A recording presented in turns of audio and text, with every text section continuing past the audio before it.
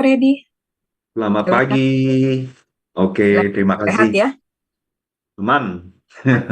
Oke. Ya, baik. Terima kasih, Bapak Ibu semua. Selamat pagi. Ya, semoga semua dalam keadaan sehat ya.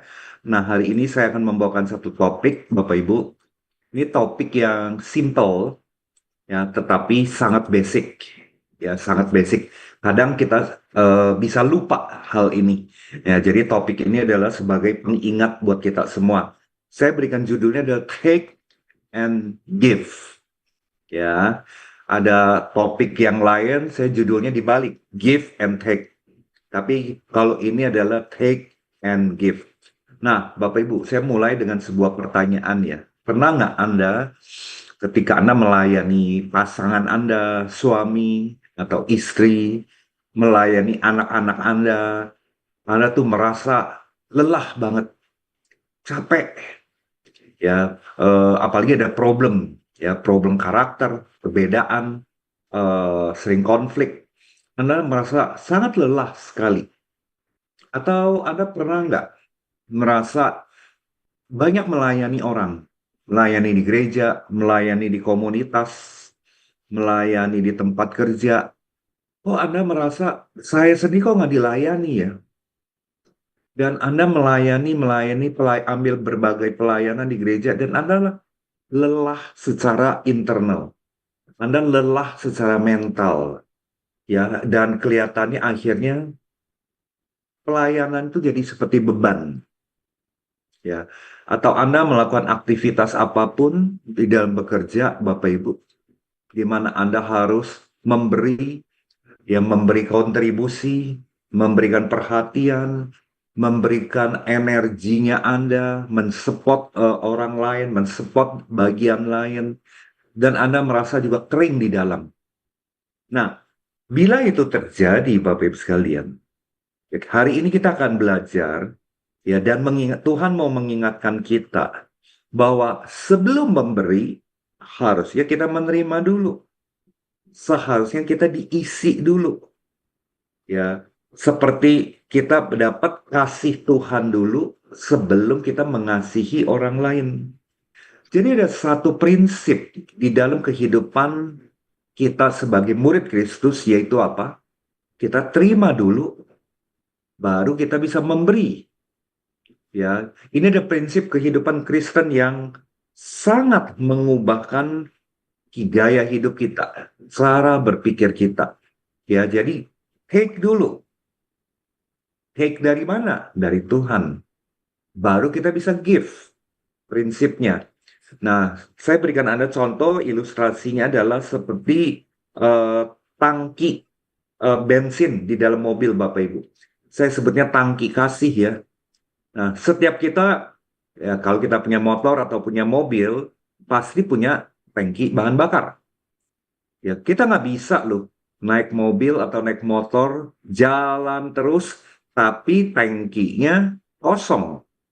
Ya, nah, jadi kalau kita tidak bisa, kalau kita tidak isi bensin secara reguler, maka mobil ini nggak jalan.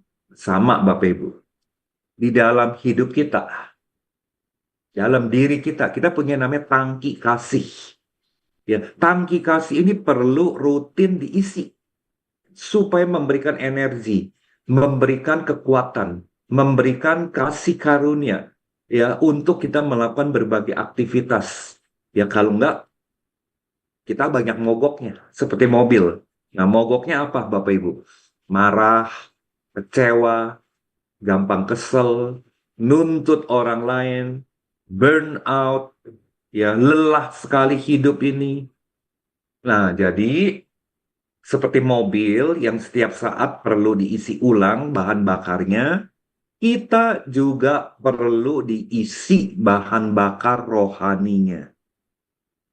Ya, jadi Bapak Ibu, bahan bakar rohani inilah yang memampukan kita untuk kita beraktivitas terus, kita untuk menjalankan fungsinya kita, panggilan kita di dalam kerajaan Allah. Ya, kasihnya ini, bahan bakar ini memampukan kita untuk mengasihi suami, istri, anak-anak tanpa syarat. Bahkan tangki kasih ini kalau penuh Bapak Ibu, kita bisa mengasihi banyak orang. Kita memudah empati kepada orang. Kita memiliki kasih Kristus di dalam melihat orang lain, bahkan terhadap musuh kita. Nah, saudara, Yesaya 30 ayat 15, ini ada satu ayat favorit saya, yang saya yakin saudara mungkin pernah dengar. Bunyinya begini, dengan bertobat dan tinggal diam, kamu akan diselamatkan. Dalam tinggal tenang dan percaya, disitulah terletak kekuatanmu. Saudara, ketika kita secara reguler, kita menerima dari Tuhan, ya kita diisi bahan bakar rohaninya dari Tuhan, maka Bapak Ibu sekalian, kita akan mendapatkan yang namanya ketenangan dan kepercayaan, bukan kegelisahan. Firman Tuhan di sini dikatakan dengan bertobat dan tinggal diam, seperti Maria, bukan seperti Marta, Bapak Ibu. Kita akan diselamatkan. Dengan kita tenang dan percaya menerima bahan bakar rohani dari Tuhan, disitulah terletak kekuatan kita. Ya, disitulah kita punya energi, kita punya kasih karunia untuk apa? Melayani orang lain, ya, menolong orang lain, ya, membantu orang lain. Ya, kita diajarkan bertahun-tahun Bapak sekalian, ya, kita melayani, memberi, ya, kita hidup di dalam kerajaan Allah itu kita harus memberikan support kepada orang lain. Tapi diri kita sendiri sudah cukup nggak diisi bahan bakar rohani dari Tuhan? Ya, nah Bapak Ibu, Roma 8 ayat 1, ini dari sisi yang berbeda. Ya, dikatakan begini, demikianlah sekarang tidak ada penghukuman bagi mereka yang ada di dalam Kristus Yesus. Saudara bisa kebayang nggak ketika kita melayani, terutama di rumah dulu deh ya, melayani pasangan, melayani suami saudara yang sangat menjengkelkan misalnya, melayani istri saudara yang super cerewet, melayani anak-anak yang bandelnya minta ampun susah diatur, saudara merasa tersedot energi saudara, dan saudara mensupport mereka melayani saudara, tapi diri saudara masih banyak sekali penuduhan-penuduhan. Apalagi pasangan saudara pernah ngomong, lu gak ada gunanya ya. Kamu jadi pasangan saya, jadi istri saya, ya nggak pinter masak, nggak pinter ngurus rumah. Lu pinternya apa sih? Penuduhan masuk ke dalam diri Anda. Atau saudara jadi suami, istri saudara pernah ngomong, kamu ya laki-laki ya, bisanya apa sih? Cari duit nggak bisa. Saya saya harus cari duit, saya harus ngurus anak, ngurus rumah, ngurusin kamu. Lu jadi laki-laki bisanya apa sih? Saudara, penghukuman terjadi lagi, penghakiman terjadi lagi, luka-luka terjadi lagi, Bapak Ibu. Saudara bisa bayangin, dengan menggendong berbagai luka-luka ini, dengan menggendong berbagai penghakiman di dalam diri kita sendiri, dengan gambar diri yang masih babak belur, Bapak Ibu sekalian, saudara harus melayani anggota keluarga. Belum lagi kita sok kuat, saudara melayani di gereja. Padahal di dalam diri sendiri, saudara penuh dengan penghukuman-penghukuman. Padahal ironisnya, firman Tuhan mengatakan, demikian sekarang tidak ada penghukuman bagi mereka yang ada di dalam Kristus Yesus. Saya banyak menyaksikan orang Kristen yang bahkan udah 30 tahun tuh, saudara. Hidup dengan penghukuman yang tidak berkesudahan. Dia tidak bisa mengasihi dirinya sendiri. Dia tidak bisa berdamai dengan dirinya sendiri. Dianya sendiri yang tidak bisa menerima kuasa penyalipan Kristus yang sudah berlangsung 2000 tahun yang lalu. Nah, ini sangat paradoks. Di satu sisi, untuk melarikan diri, dia dengan luka, kecewa, segala macam, dia lakukan pelayanan. Nggak salah Bapak Ibu pelayanan. Tetapi pelayanan ketika kita lakukan tanpa kita menerima bahan bakar spiritual, rohani dari Tuhan, kita akan mati kering secara rohani, Bapak Ibu. Ya, di bahasa Inggris ada satu istilah bunyinya adalah the hunger butcher. Butcher itu tukang daging, Bapak Ibu. Ya, tapi kelaparan. Ya, si tukang daging ini jualan daging, ya, yang sebetulnya dia bisa makan, tapi dia kelaparan, dia nggak makan. Ini mengilustrasikan Bapak Ibu, ya, harusnya kita ada energi, kita ada power, kita ada kasih karunia, kita ada kasih Kristus untuk bisa melayani orang lain.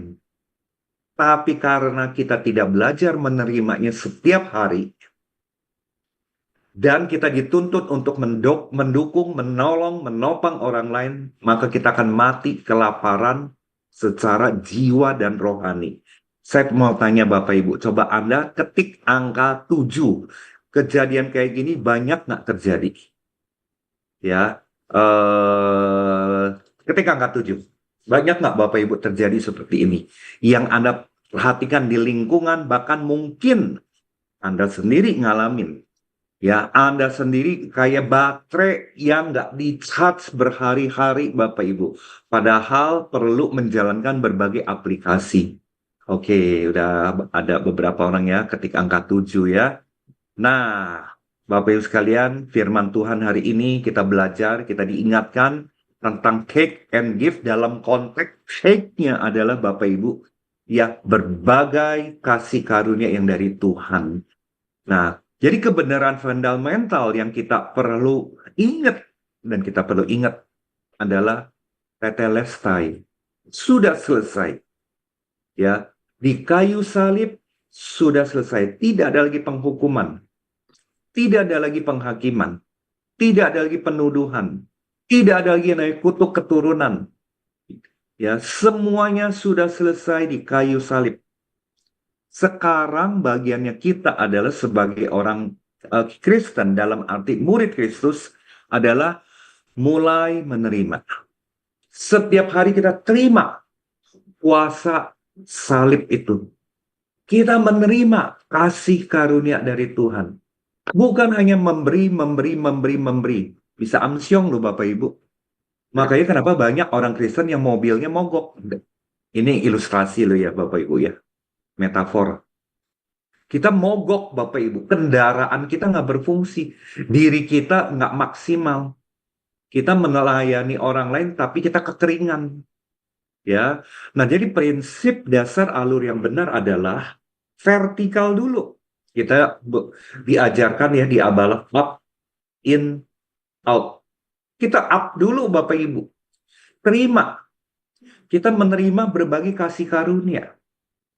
Kita menerima keselamatan.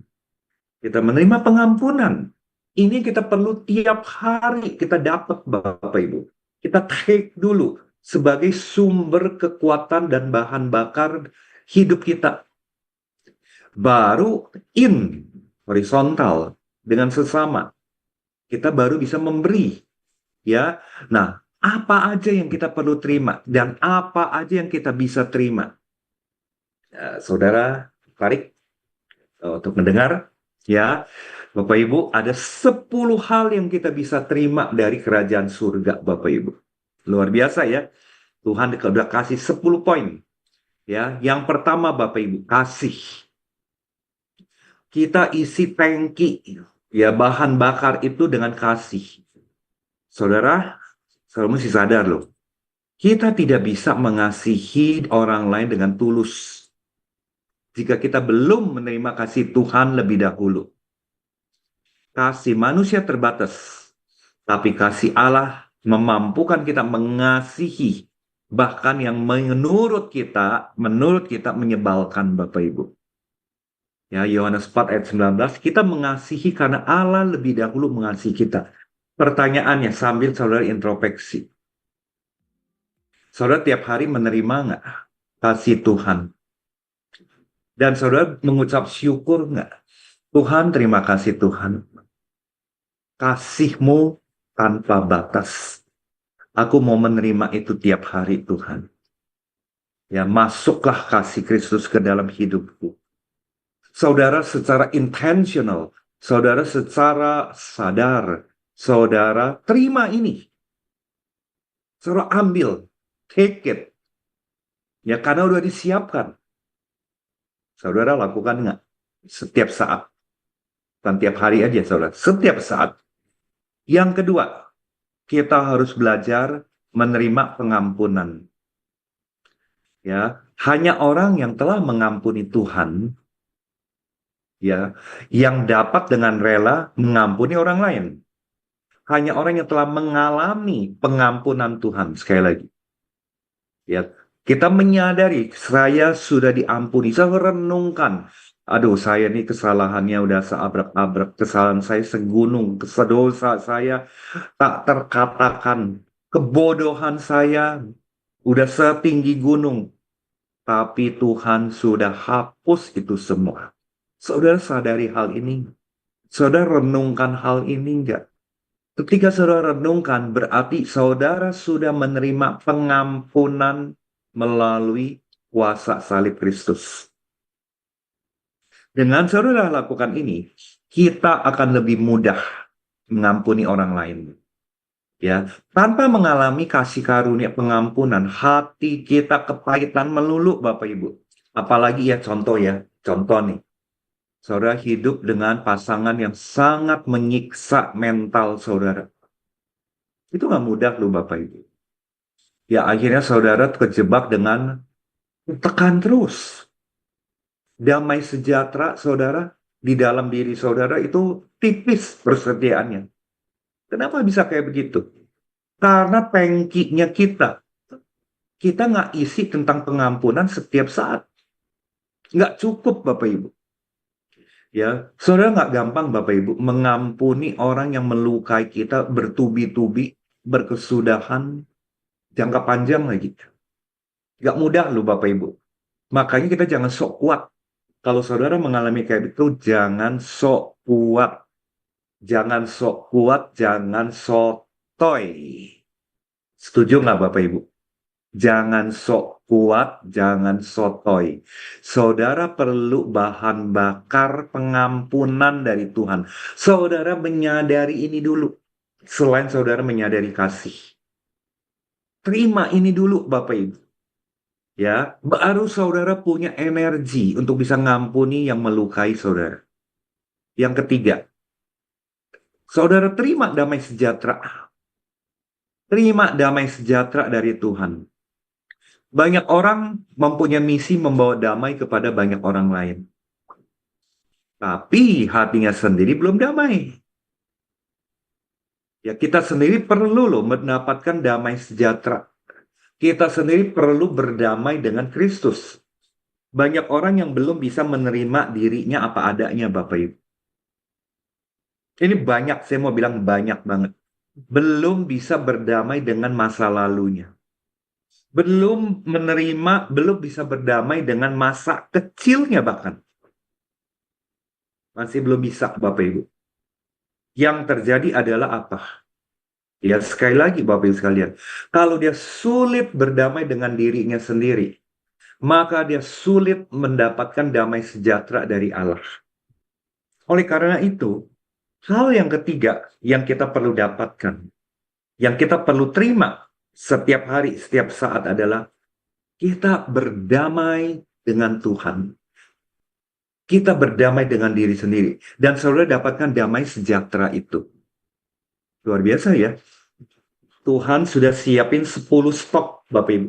10 persediaan untuk kita bisa hidup maksimal sebelum kita memberi kepada orang lain. Nah, yang keempat, sukacita. Ya, sukacita sejati bukan karena keadaan, bukan karena hanya kita dapat lotre. Sukacita bukan karena kita, weh asik jalan-jalan. Itu boleh aja sih Bapak Ibu. Tapi sukacita yang sejati adalah karena kita dapat dari persekutuan dengan Tuhan. Ketika hati kita penuh sukacita dari Tuhan, maka kita bisa menguatkan orang lain yang sedang lemah. Jadi Bapak Ibu sekalian, hati-hati ketika saudara melayani orang karena pelarian. Ada orang yang seperti itu loh Bapak Ibu. Melayani di gereja, di komsel karena pelarian. mau mengalihkan pikirannya, tetapi dalam dirinya ambruk. Kalau bahasa Perancisnya amsyong, Bapak Ibu. Ya, tidak terima sukacita dari Tuhan. Ya, the joy in the Lord is my strength, ya Bapak Ibu sekalian. Ada kata amin? The joy in the Lord is my strength. Kita terima nggak tiap hari sukacita dari Tuhan sebagai bahan bakar aktivitas kita hari ini? Kita terima itu nggak? Ya. Yang kelima, Bapak Ibu sekalian, kita terima hikmat dan pengertian dari Tuhan. Sebelum kita konseling orang, sebelum kita nasihatin orang, sebelum kita menuntun orang lain, kita perlu menerima hikmat dari Tuhan melalui doa-doa lewat firman. Sebelum kita menuntun anak-anak kita, sebelum kita mendidik anak-anak kita, sebelum kita memberikan arah kepada hidup anak-anak kita butuh banget terima dulu hikmat dan pengertian dari Tuhan. Ya, buat saudara sebagai pria, suami, sebelum saudara menuntun keluarga saudara, ada nggak tiap hari kita terima bahan bakar dari Tuhan untuk kita bisa mengarahkan mereka, ya, menginvestasi hidup kita buat anak-anak kita sesuai dengan keinginan Tuhan. Ya, jadi jangan tangki kita diisinya oleh sosial media terus. Bahan bakarnya bahan bakar yang salah, Bapak Ibu. Bahan bakarnya dari sosmed, dari YouTube, dari segala hal-hal yang tidak memberikan energi dan kekuatan dalam hidup. Ya, jadi saling ngisi. Ya, dan yang keenam, kekuatan dan keteguhan dalam iman. Bapak Ibu perlu menyadari loh Bapak Ibu, melayani orang lain, menopang hidup orang lain, butuh kekuatan rohani. Kita butuh kekuatan dari Tuhan setiap hari. Ya, iman kita bertumbuh karena kita mendengar firman Tuhan. Kita perlu diisi. Sekali lagi, jangan sok kuat, jangan sok tahu, jangan sotoy, jangan sok kuat. Ya, kemudian yang ketujuh, pengharapan Bapak Ibu. Ya, kita perlu menerima pengharapan di dalam Tuhan. Kita tidak bisa loh menularkan harapan jika kita sendiri tidak berpengharapan pada janji Tuhan. Roma 15 ayat 13. Ya, saudara pegang nggak erat-erat tiap hari janji-janji Tuhan, walaupun fakta tidak mendukung. Ya, manusia Bapak Ibu punya energi yang kuat. Manusia punya energi yang tinggi Bapak Ibu. Ketika ya dia pegang pengharapan ini terus-menerus dalam Tuhan. Nah, ini kita lakukannya. Ya, ini juga bahan bakar kita punya kehidupan. Nah, saudara, selanjutnya apa lagi Bapak Ibu? Ini adalah satu mindset of abundance. Satu perasaan dicukupi oleh Tuhan. Bukan merasa Bapak Ibu, punya satu keyakinan, Tuhan terima kasih, Engkau sudah cukupkan aku hari ini lewat berkat-Mu. Jadi secara praktis, Tuhan akan memberkati kita supaya kita bisa menjadi saluran berkat bagi orang lain. Dalam arti apa? Waktu. Kita punya talenta. Kalau buat yang punya materi yang berlebihan, kita punya materi. Saudara punya nggak satu sikap mental Bapak Ibu? Mengucap syukur, Tuhan terima kasih Tuhan, aku sehat. Terima kasih Tuhan untuk penyertaan berkat-Mu, berkat kesehatan Tuhan. Aku masih bisa jalan, masih bisa melihat. Tuhan, karena Engkau sudah memberikan aku kesehatan yang cukup, aku mau berikan Tuhan waktuku sebagian, talentaku sebagian kepada orang lain. Saudara baru bisa kayak begini kalau saudara menerima kesadaran, mendapatkan kesadaran bahwa kita ini punya berkat yang luar biasa tiap hari. Saudara bisa bayangin nggak? Saya mau tanya Bapak Ibu ya, saudara coba ketik di chat ya. Kalau orang udah terbaring, mohon maaf, di ICU, rata-rata tinggal di ICU per hari butuh berapa rupiah Bapak Ibu? Coba ketik di chat. Ya, kalau saudara punya pengalaman, pengamatan, orang kalau nginep 24 jam dirawat inap di rumah sakit di ruangan ICU, itu dikenakan berapa rupiah Bapak Ibu? Boleh nggak saudara ketik di chat? Ya, sewa ruangannya, obat-obatannya, belum biaya dokternya, biaya perawatannya, Bapak Ibu. Bisa berapa duit Bapak Ibu per hari? Oke, di sini udah ada yang menulis 15 juta per hari. Ya, bisa di atas 10 juta. Oke ya. Belum kalau lagi VIP lagi ya. Saudara pakai kelas VIP. Pasti harganya udah pasti berlipat-lipat. Ya, bisa 35 juta VIP. Nah, saudara, bisa nggak saudara bayangin, tiap hari, minimal saudara dapat berkat 35 juta dengan hidup sehat. Saudara dapat hak untuk hidup sehat VIP. Saudara tidak di ICU, amit-amit ya. Saudara bisa hidup sehat, saudara bisa hadir di Zoom.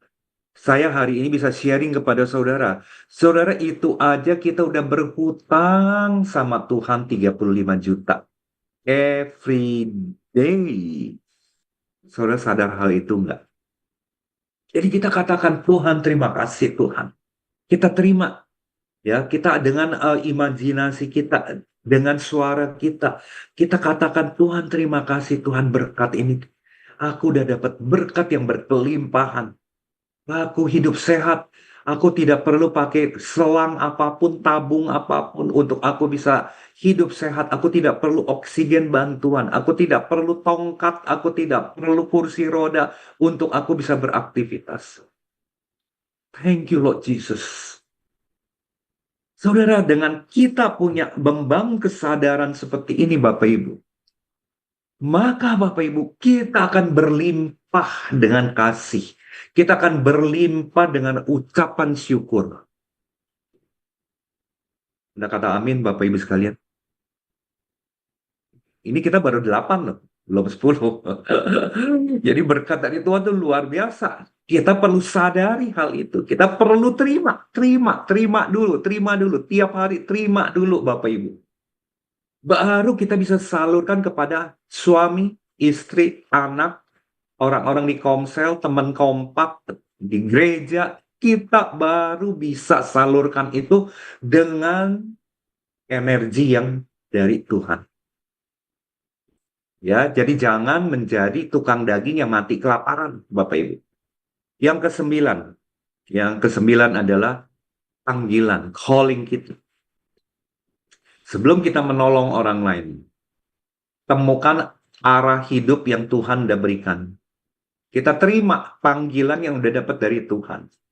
Kita sadari, ya, panggilan dari Tuhan, dan kita hidup di atas panggilan itu. Seperti Musa, ya, panggilan Tuhan untuk membawa bangsa Israel, yang membebaskan bangsa Israel dari Mesir.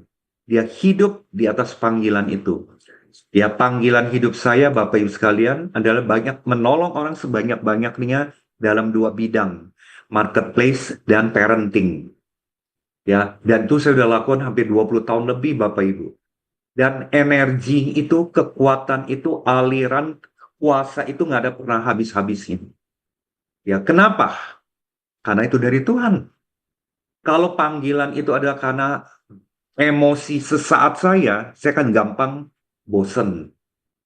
Dan yang ke-10, Bapak Ibu, yang kita perlu terima dulu adalah identitas kita sebagai anak Allah. Wow. Ya, identitas adalah password, Bapak Ibu. Identity, kesadaran akan identitas diri kita itu adalah password menerima harta karun dari kerajaan Allah. Saudara kalau mau ke ATM, pasti ditanya password. Saudara kalau mau transfer uang, saudara pasti akan ditanya password. Ya, jadi password adalah identitas diri kita. Ya, orang yang menerima anugerah dari Tuhan dan tahu dirinya berharga di mata Tuhan, baru bisa menolong orang lain, yang memulihkan harga diri orang lain. Saya banyak berjumpa dengan orang Kristen yang tidak betul-betul kuat sekali tentang identitas dirinya. Tidak menyadari tentang identitas dirinya bahwa dia adalah berharga. Ya, kalau bahasa Inggris, Bapak Ibu, ada satu kata yang namanya self-esteem. Keberhargaan diri. Tuhan, identitas diriku adalah anak Allah. Karena aku adalah anak Allah, aku sudah 100% berharga di matamu Tuhan. Bukan hanya di matamu Tuhan, di hadapanmu, di sudut pandangmu, aku sudah berharga. Dan aku tidak perlu dan tidak butuh penghargaan dari manusia. Ya, kalau aku mendapatkan penghargaan dari manusia, kalau aku dapat, haleluya, puji Tuhan. Tapi kalau saya tidak dapatkan penghargaan dari manusia, pengakuan dari manusia, bukan itu yang aku cari, Tuhan. Karena aku sudah mendapatkan pengakuan dari Engkau. Saudara, kalau saudara udah di level itu, Bapak Ibu, mau dihina seperti apapun, nggak ngaruh, Bapak Ibu. Dan saudara punya keyakinan, punya kekuatan untuk bisa membantu orang lain. Bisa mensupport orang lain. Bapak Ibu, saya mau kasih tahu Anda ya. Saya mau jelasin Anda ya. Orang yang tidak mau melayani orang lain, Bapak Ibu, adalah orang yang kelaparan secara internal. Lapar kasih ya, lapar akan kasih sayang, lapar akan pengakuan, lapar akan keberhargaan diri, lapar untuk perhatian. Makanya orang yang mengalami lapar kayak gini sulit sekali melayani orang lain. Kita nggak usah ngomong orang gereja dulu deh, melayani pasangan, melayani anak-anak. Ada loh orang seorang ibu ya yang nggak peduli anaknya. Ya, apalagi kalau anaknya itu dirawat oleh orang tuanya, lagi kakek neneknya. Ya, dia sibuk dengan memenuhi kebutuhan dia tersendiri. Dia mengalami kelaparan internal, Bapak Ibu. Ya, kenapa? Karena dia tidak menyadari identitas dirinya dia. Atau opsi yang kedua, ya, opsi yang kedua. Orang ini karena mengalami kelaparan, manifestasi adalah melayani orang lain. Akibatnya ketika dia melayani orang lain, Bapak Ibu sekalian, banyak clash, banyak konflik. Nah, saya berikan Bapak Ibu contoh ya. Berbagai contoh di mana Bapak Ibu sekalian, kita hanya memberi, memberi, memberi, tapi kita tidak menerima. Yang terjadi adalah, wah, hidupnya fatal Bapak Ibu. Ya, maka ada satu statement bunyinya begini. Kita memberi, kita melayani orang lain, bukan dari kekosongan. Tapi harusnya hidup kita memberi orang lain, mensupport orang lain itu wajib banget supaya kita tidak jadi vacuum cleaner. Kita memberi dari kelimpahan yang Tuhan sudah curahkan terlebih dahulu dalam hidup kita. Maka hari ini prinsip yang penting yang kita belajar. Hate dulu, baru kita give. Terima dulu 10 karunia dari Tuhan. 10 berkat dari Tuhan. Nah, bahayanya kalau kita dibalik alurnya. Jika kita mulai memberi, jika kita memulai dengan memberi, tapi internal kita kosong, maka kita mudah kecewa ketika kita melayani orang lain. Kita cenderung menuntut dari orang lain. Kita mencoba menuntut reward dari orang lain. Tapi kita bila dimulai dengan menerima terlebih dahulu, kita penuh di dalam. Tangki kita penuh, maka kita akan membawa damai ke orang lain. Dan pemulihan, serta jadi berkat. Sekali lagi, saudara, ada kata amin Bapak Ibu? Saya mau coba ya berikan waktu kembali lagi. Bapak Ibu tidak hanya mendengar pagi hari ini. Saya mau 2 menit aja, semua saudara berdoa. Saudara diam aja, berdoa di dalam Tuhan. Tuhan, Engkau lagi berkata-kata apa Tuhan kepada diri. Lalu saudara duduk tenang, diam di hadapan Tuhan. Izinkan Tuhan bicara lewat hati nurani saudara. Yuk saudara, 2 menit ya, kita tenangkan diri. Lewat firman hari ini Tuhan bicara apa?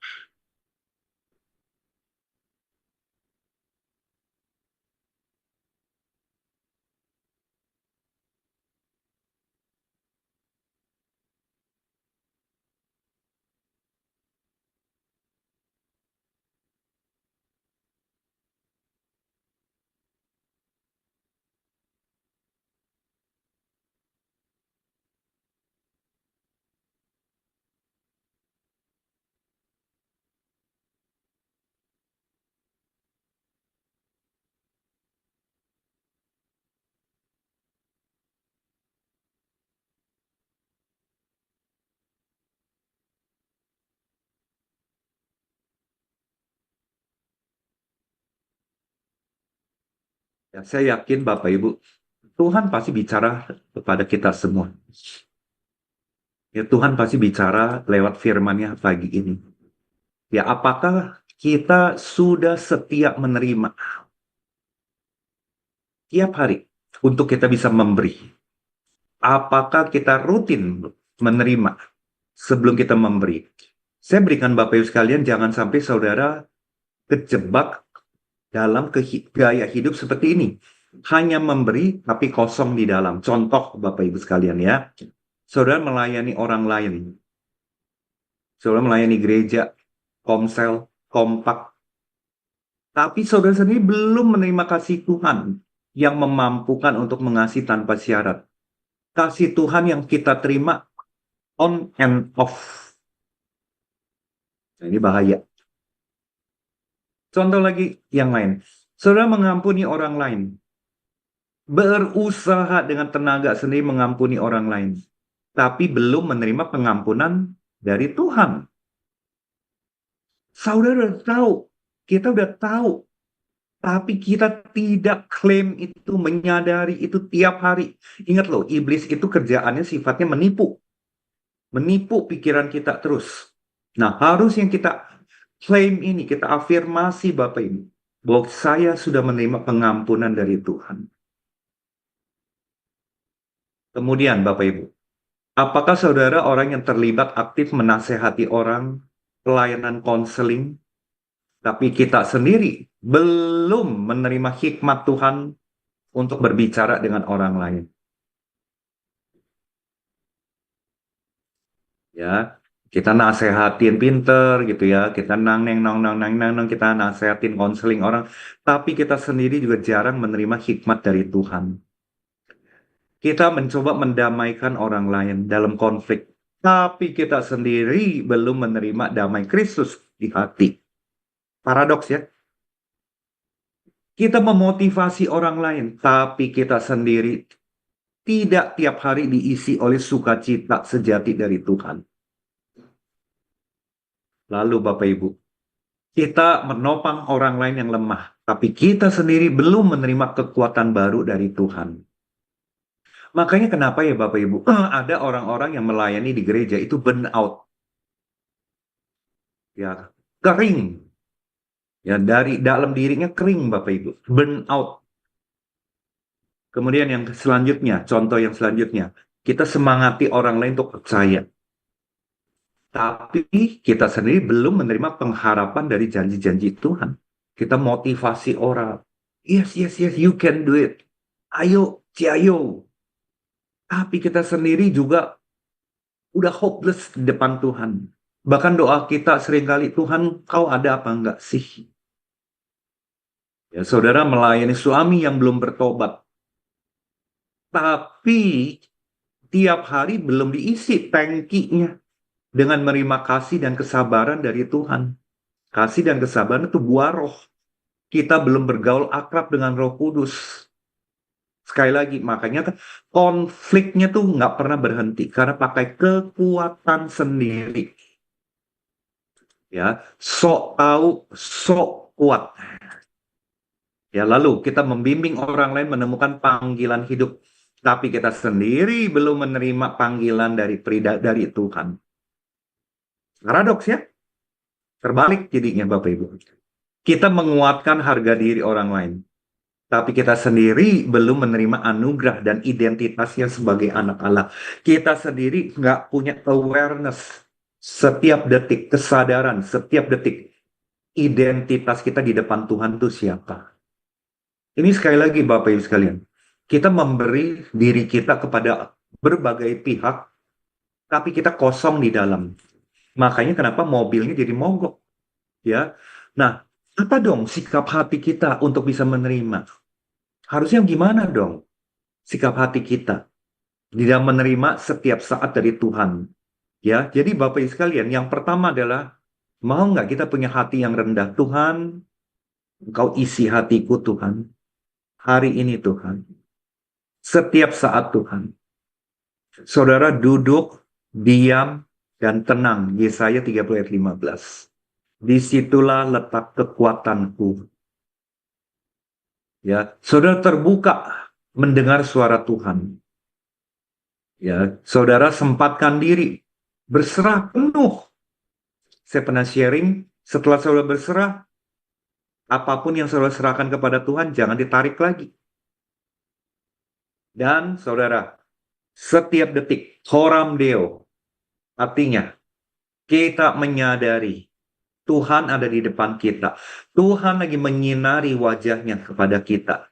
Tanpa Tuhan, kita tidak dapat memberi apapun yang bernilai kepada siapapun. Saudara jadi orang tua, Bapak Ibu. Saudara mungkin saat ini banyak pergumulan dengan anak-anak saudara. Tapi di satu sisi, saudara tidak diisi oleh bahan bakarnya dari Tuhan. Bagaimana saudara bisa punya kesabaran, kasih dalam mendidik anak-anak Bapak Ibu. Ya, saya banyak melihat keluarga Kristen yang anak-anaknya kasihan banget Bapak Ibu. Diperlakukan, aduh kasihan lah Bapak Ibu. Ya, verbal abuse, ya perkataan-perkataan yang tidak baik Bapak Ibu sekalian. Kenapa? Ya karena dia adalah pedagang daging yang kelaparan. Nah, sikap hati apa lagi Bapak Ibu? Perlu berhenti sejenak dari kesibukan melayani. Bukannya setahun ya Bapak Ibu ya, jangan salah nangkep ya. Tuh diajarin Freddy tuh saya disuruh cuti pelayanan, bukan gitu Bapak Ibu. Saudara mengambil pelayanan di gereja, haleluya, bagus. Jangan berhenti.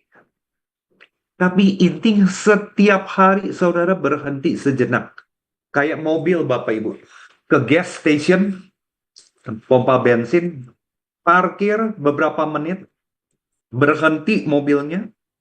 Saudara kalau ngisi bensin kan mesinnya mesti dimatikan.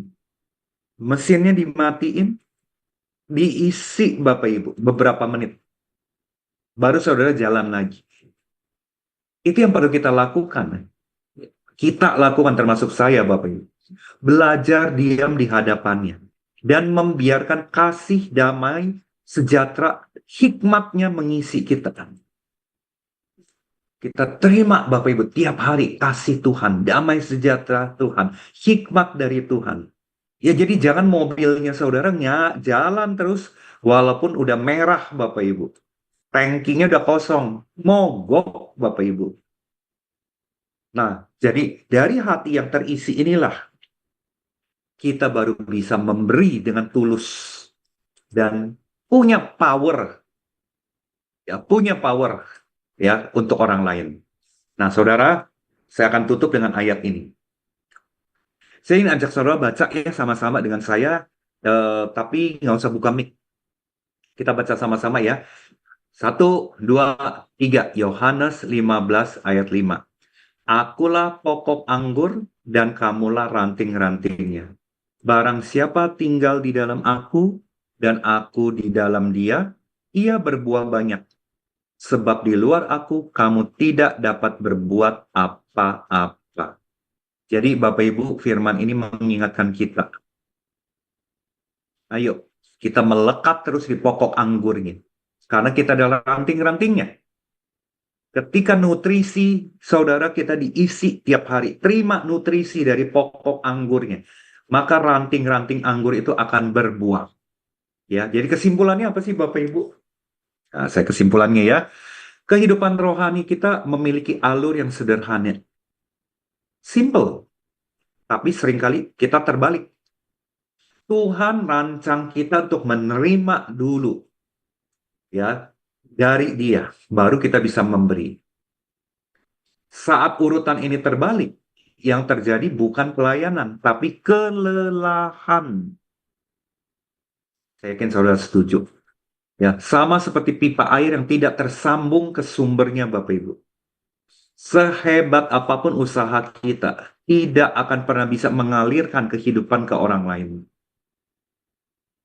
Jadi hari ini kita belajar, ayo menata ulang alur rohani kita. Sekali lagi, menata ulang alur rohani kita. Kembali ke sumber kasih dan kekuatan itu, yaitu apa? Tuhan itu sendiri. Amin. Ya, saya kembalikan ke